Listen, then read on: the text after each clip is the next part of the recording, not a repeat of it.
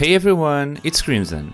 With Diablo 4 open beta around the corner, many people will be questioning which class is the right one for them, and as such, today I'll be going over what is currently known about the Rogue class.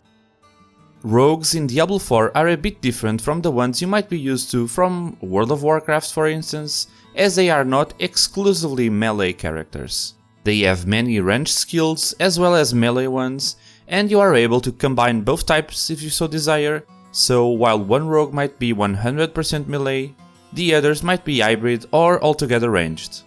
As most current classes, rogues work around the use of one resource, and that's energy. Their damage types tend to be physical, cold, poison or shadow damage. When it comes to their gear, they have your typical armor slots, but they use also two individual one-handed weapons and a ranged one as well. Depending on the skill in question, it will use your corresponding weapon. As for their class-specific mechanic, rogues are able to unlock their specializations by completing a small quest chain. The first one is combo points, which make it so your basic skills now generate combo points, and other skills use them for added damage or effects. The second specialization is inner sight, and with this one you'll be able to fill a new inner sight gauge by attacking marked enemies. When this gauge is full, you have unlimited energy for 4 seconds. And last but not least, we have the third and currently last rogue specialization, called Preparation, which at the time of this video is still not revealed officially, but according to some posts on Reddit, it might be related to ability cooldown resets. When it comes to skills, rogues have access to a great mix of tools. From the get-go on the basic ability choice, there are already ranged skills such as Art Seeker or Forceful Arrow, both using your ranged weapon slot to make a ranged attack. Invigorating Strike and Blade Shift occupy your melee options on the basic skill slot and provide extra utility in the form of energy regen for Invigoration Strike and freedom of movement for Blade Shift. The fifth option is Puncture, which, while also being a ranged skill, has shorter range and uses your dual-wielded weapons instead of the ranged one. Next we have your core skills, and those are your common finisher attacks. There's Barrage, which is a ranged attack that unleashes a barrage of 5 arrows, and each projectile has a chance to ricochet off enemies, which deal nearly half the damage of normal hits. Rapid Fire is your typical narrow burst of arrows, while Penetrating Shot is able to pierce through enemies in a line, damaging each and every one of them. Now for your melee core skills we have Flurry, which rapidly strikes in front of the player, and Twisting Blades, which impales one enemy and also increases the damage they take for a short while, after which your blades return to you, damaging all enemies along the way. When it comes to more defensive skills, rogues get what Blizzard calls agility skills.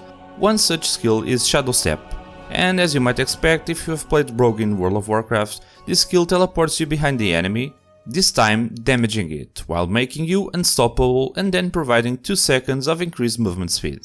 Alternatively, you can pick Dash, which is a different take on what Shadow Step did. This one deals less single target damage, but damages every single enemy from point A to point B. It has 2 charges and doesn't require a target to be used, but there's no extra movement speed afterwards. The last agility option is Caltrops, a backward sleep which leaves Caltrops on the ground that damage your enemies and slow them. The next sub of skills for Rogue is called Subterfuge Skills, and it provides alternative forms of defensive skills, mostly focused on stealth. Concealment provides you with stealth, movement speed, and you're able to pass through enemies freely. Dark Shroud gives you 5 stacks of damage mitigation, which are consumed one at a time as you take damage. Smoke Bomb has a shorter cooldown than previous skills, but only dazes enemies. And the last skill is Poison Trap, which has an even smaller cooldown but puts up a trap that once triggered poisons enemies for 9 seconds with a very powerful dot. Literally, the best defense is offense. After that there's Imbuement Skill Choice, and here lies my favorite tool of the Rogue class. Essentially, every skill in this wheel applies a buff to the next 2 skills you use. There's Shadow Imbuement that damages infected enemies and makes them explode on death, with options to apply Vulnerable on them as well, which makes the rest of the enemies easier to kill and therefore trigger more explosions. Cold Imbuement deals cold damage and chills enemies, and Poison Imbuement applies poison damage over time to the enemies. Now for the ultimate ability, and as a quick reminder, up until now you were able to pick any combination of skills like 2 core skills, or whatever you fancied. But when it comes to the ultimate skill option, you are literally only able to have one at a time. These are usually your big cooldown / big number skill, and rogues get Rain of Arrows, a 1 minute cooldown range skill that spawns arrows on a large location over 2 times, Death Trap, a 45-second cooldown trap that deals massive damage to enemies in an area once triggered, and Shadow Clone, another 1 minute cooldown skill that spawns a clone of yourself for 15 seconds, which mimics your actions while dealing only 60% of your damage.